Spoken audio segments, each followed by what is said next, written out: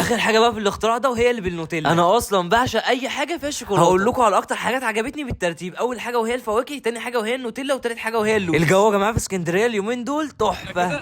فاضل لنا الاختراع اللي هم عاملينه اللي هو الدهب. دي القشطوطه العاديه، اما دي بقى القشطوطه بالدهب. تعالوا نجربوا الاول العاديه وبعد كده ندخل على اللي بالدهب. ده بيبقى شكلها، ودي القشطوطه العاديه المتعارف عليها. طعمها حلو مش وحش بس عاديه، يعني ما تخلينيش اروح المكان ده مخصوص عشانها. خشوا بقى على اللي بالدهب. ودي بقى عادي اللي انا ممكن اروح مخصوص عشانها. الفرق بين الجولد والعاديه ان مستخدمين ماتيريال اعلى من اللي مستخدمينها في العاديه. شكلها بريميوم قوي. بيبقى فيه اصلا رز بلبن. جديد عليا ان انا اكل قشطوطه بالدهب. هل عمرك فكرت قبل كده انك تاكل قشطوطه بالدهب؟ حليب حلب عملها. في فرق كبير قوي بينها وبين العاديه. لو عايز كواليتي اعلى خد الجولد. في بقى كمان اختراعات هم عاملينها بمناسبه الشتاء. البطاطا السخن في منها عندهم التوبنج اللي انتوا عايزينه. انا ما جربتش غير الايس كريم. دي حلوه عجبتني. تقدروا انتوا كمان تختاروا التوبنج اللي انتوا عايزينه. جربنا برده كمان ام علي قشطه، ودي انسب حاجه في الجو ده. واللي بالمناسبه يا جماعه هم بيستخدموا قشطه مش شكله خلاص. وهم عندهم صاله كمان. فبقول لكم ايه، جربوا الايتمز الجديده اللي نزلت من حليب حلب وقولوا رايكم.